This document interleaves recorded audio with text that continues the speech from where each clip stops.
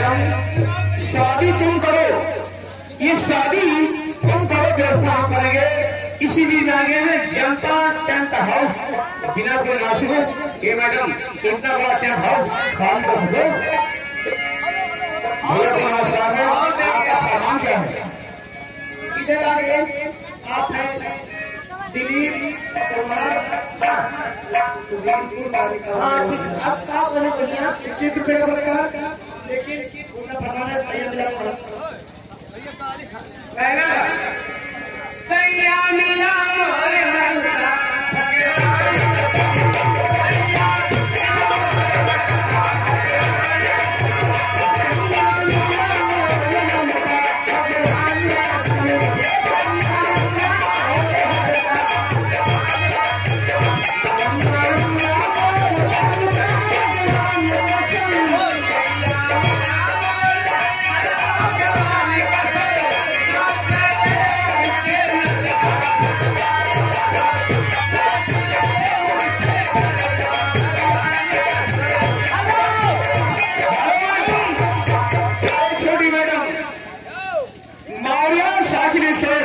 इनके यहाँ बेटी और नारी वर्षा भी सब विद्यमान है।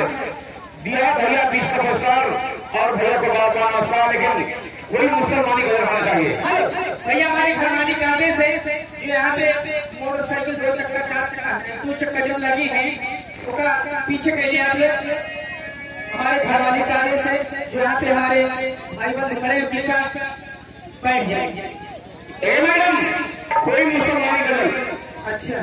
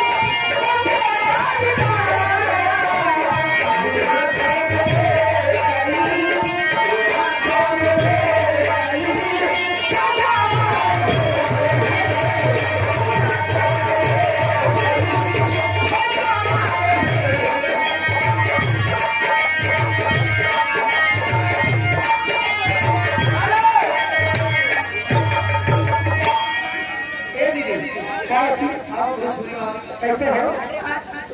कैसे हो? अरे